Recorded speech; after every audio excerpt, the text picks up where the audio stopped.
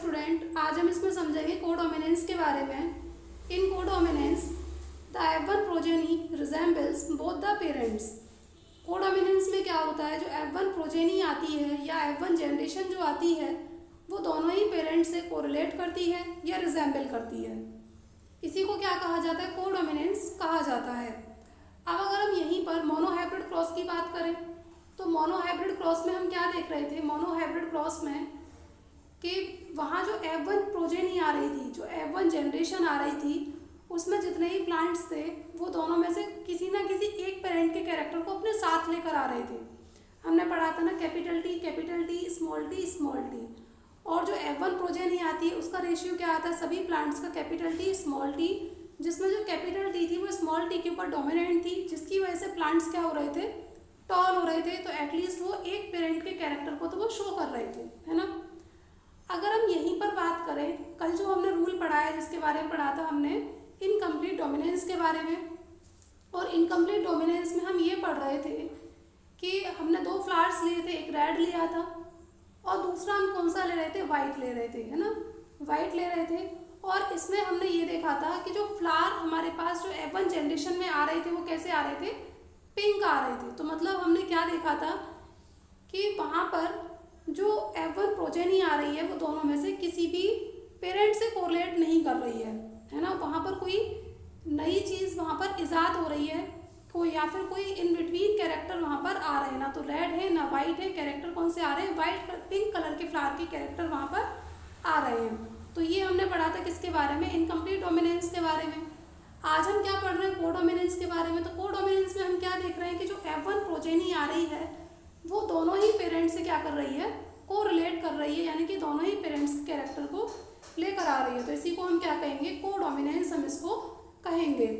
आप देखो, इसको हम समझ किससे अच्छे से सकते हैं, वो है एग्जाम्पल इसमें ABO blood group in human being. तो ह्यूमन बीइंग में मिलने वाला ब्लड ग्रुप ABO, मतलब A blood group, B blood group, O blood group और AB।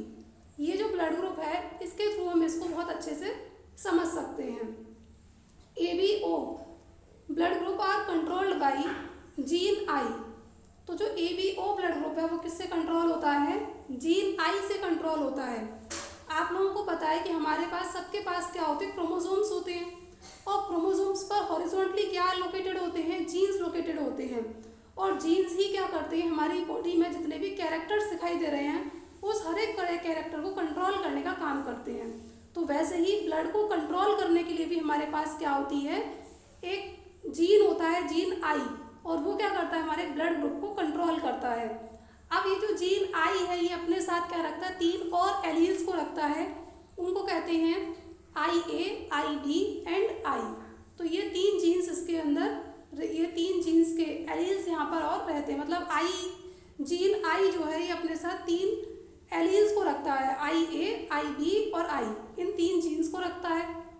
A person possesses any 2 of the 3 alleles. अब जो कोई भी पर्सन होगा वो इन 3 एलील्स में से एटलीस्ट 2 एलील्स वो अपने पास रखता है, ठीक है। अब देखो हम यहाँ पर इसको फिर से ऐसे समझा देते हैं। ये क्या है, क्रोमोसोम है, और क्रोमोसोम के ऊपर क्या होते हैं, हॉरिजॉन्टली ये जीन्स लोकेटेड रहते हैं। इस तरीके से हर एक जीन किसी ना किसी कैरेक्टर को कंट्रोल कर रहा होता है हमारी बॉडी के अंदर। वैसे ही हमारे ब्लड को कंट्रोल करने के लिए, ब्लड ग्रुप को कंट्रोल करने के लिए भी हमारे पास कौन सा जीन होता है, जीन आई होता है। और ये जो जीन आई है यही क्या करेगा, ये हमारी ब्लड ग्रुप को कंट्रोल करेगा। और इसके अंदर 3 और एलील्स होते हैं जिन्हें हम क्या कहते हैं, IA, IB और I। और हर एक पर्सन जो है एटलीस्ट 2 एलील्स को अपने साथ रखता है, ठीक है। अब देखो नेक्स्ट क्या बता रहे हैं, IA and IB dominant over I। तो जो IA है और IB है ये दोनों ही किस पर डोमिनेंट होते हैं, I पर डोमिनेंट होते हैं, ठीक है। हमने क्या जाना, I जीन है, I जीन ब्लड को कंट्रोल करता है। ये जो I जीन है अपने साथ 3 और एलील्स को रखता है, IA, IB और I। और कोई भी जो पर्सन होता है इन 3 एलील्स में से करीब 2 एलील्स को अपने पास रखता ही है। अब देखो IA और IB दोनों ही डोमिनेंट किस पर होते हैं, I पर डोमिनेंट होते हैं, बट विद ईच अदर। लेकिन जब ये एक दूसरे के साथ होते हैं तब क्या होगा, IA एंड IB आर को डोमिनेंट, तब ये एक दूसरे के साथ मतलब ना तो आई ए बी पर डोमिनेट हो पाता है, ना ही बी ए पर डोमिनेट हो पाता है, ये दोनों को डोमिनेंट हो जाते हैं, जिसकी वजह से अगर ऐसा किसी के अंदर पेयर मिलेगा आई ए और आई बी वाला, तो उसका ब्लड ग्रुप क्या होगा, ए बी ब्लड ग्रुप उसका होगा। I A and I B contain A and B type of sugar. अब देखो जो आई ए है और आई बी है, ये दोनों ही कौन सी शुगर कंटेन करते हैं, ए और बी। तो मतलब आई ए वाले के पास कौन सी शुगर होगी, ए शुगर होगी, और आई बी वाले के पास कौन सी शुगर होगी, बी शुगर होगी। अगर किसी के पास ए शुगर है तो ब्लड ग्रुप ए होगा, अगर किसी के पास बी शुगर है तो ब्लड ग्रुप बी होगा। लेकिन while I does not control any sugar, लेकिन जो आई है वो किसी भी टाइप के शुगर को अपने साथ नहीं रखती है। अगर किसी के पास ये जो है आई जीन अगर किसी के पास है, अगर कोई पर्सन ऐसा है जिसके पास आई जीन है, खाली सिर्फ आई है, स्मॉल आई, तो उसका ब्लड ग्रुप उस कंडीशन में क्या होगा, ओ होगा। ठीक है, क्यों होगा, क्योंकि इसके पास कोई भी शुगर इसके पास नहीं है, इसलिए इस कंडीशन में ब्लड ग्रुप क्या होगा, ओ होगा। ठीक, अब हम ये देख लेते हैं इस कोडोमिनेंस को इजी तरीके से हम कैसे समझ सकते हैं। ये देखिए, यहाँ पर पेरेंट 1 है, उनके एलीज दे रखे ब्लड को कंट्रोल करने वाले, पेरेंट 2 हैं जिनके ब्लड को कंट्रोल करने वाले एलीज दे रखे हैं। यहाँ पर ऑफस्प्रिंग है, ऑफस्प्रिंग के अंदर क्या जीनोटाइप रहेगा वो यहाँ पर दे रखा है, और जो फाइनली जो ऑफस्प्रिंग है उसके ब्लड ग्रुप का टाइप क्या होगा वो यहाँ पर दे रखा है। तो देखिए यहाँ पर अगर कोई पेरेंट 1 है, उनके अंदर जो ब्लड को कंट्रोल करने वाले एलील्स हैं वो आई ए हैं, और जो पेरेंट 2 हैं उनके अंदर भी ब्लड को कंट्रोल करने वाले जो एलील्स हैं वो आई ए दे रखे हैं। और जब इन दोनों का फ्यूज़न होगा, इन दोनों एलील्स का, तो इस कंडीशन में जो जीनोटाइप आएगा ऑफस्प्रिंग का वो आई ए आएगा, और ब्लड ग्रुप क्या डिटरमाइन किया जाएगा, ए किया जाएगा। इसी तरीके से अगर पेरेंट 1 है, उनके ब्लड को कंट्रोल करने वाले जो एलील्स हैं वो आई ए दे रखे हैं, और दूसरे पेरेंट हैं उनके दे रखे हैं आई बी। इस कंडीशन में जो जीनोटाइप आएगा वो आएगा आई ए आई बी आएगा, और ब्लड ग्रुप क्या डिटरमाइन किया जाएगा ऑफस्प्रिंग का, वो होगा टाइप जो ब्लड ग्रुप का होगा वो ए बी होगा। क्यों होगा, क्योंकि ए और बी ये दोनों क्या हो जाते हैं, को डोमिनेंट हो जाते हैं, एक दूसरे पर एक साथ डोमिनेंट हो जाएंगे, जिसकी वजह से ब्लड ग्रुप क्या डिटरमाइन किया जाता है यहाँ पर, ए बी। इसी तरीके से अगर कोई पेरेंट 1 है और उनके जो एलीज हैं ब्लड को कंट्रोल करने वाले वो आई ए हैं, और जो दूसरे पेरेंट हैं उनके जो एलीज हैं ब्लड को कंट्रोल करने वाले वो स्मॉल आई हैं, तो इस कंडीशन में जो जीनोटाइप आएगा ऑफस्प्रिंग का वो कैपिटल आई ए और स्मॉल आई आएगा, और ब्लड ग्रुप क्या डिटरमाइन किया जाएगा, या ब्लड ग्रुप का टाइप क्या होगा, ए होगा।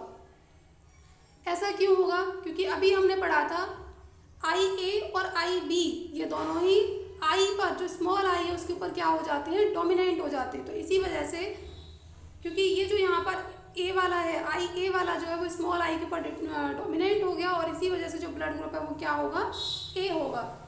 इसी तरीके से यहाँ पर पेरेंट 1 दे रखे हैं जिनके ब्लड को कंट्रोल करने वाले जो एलील्स हैं वो आई बी हैं, और पेरेंट 2 हैं, इनके ब्लड को कंट्रोल करने वाले जो एलील्स हैं वो क्या है, आई ए हैं।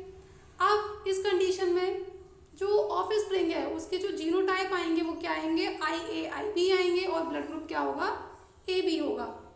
इसी तरीके से यहाँ पर पेरेंट 1 के जो एलील्स हैं ब्लड को कंट्रोल करने वाले वो आई बी हैं, दूसरे पेरेंट हैं उनके ब्लड को कंट्रोल करने वाले जो एलील्स हैं वो आई बी हैं, और जब इनका जो जीनोटाइप आएगा ऑफस्प्रिंग जब इनकी होगी कोई, तो उसका जो जीनोटाइप आएगा वो क्या आएगा, आई बी आएगा, और इस कंडीशन में ब्लड ग्रुप क्या होगा, बी होगा। इसी तरह से कोई पेरेंट 1 है उनके जो एलील्स हैं ब्लड को कंट्रोल करने वाले वो आई बी हैं, और दूसरे पेरेंट हैं उनके ब्लड को कंट्रोल करने वाले जो एलील्स हैं वो स्मॉल आई हैं, और जो जीनोटाइप रहेगा ऑफस्प्रिंग का वो आई बी कैपिटल आई बी, और दूसरा क्या आएगा, स्मॉल आई। और इस कंडीशन में जो ऑफस्प्रिंग होगा उसका जो ब्लड ग्रुप है उसका टाइप क्या रहेगा, बी रहेगा। तो ये आज हमने किसके बारे में जाना, कोडोमिनेंस के बारे में जाना। आज के इस वीडियो लेक्चर को हम यहीं पर स्टॉप करेंगे। Thank you.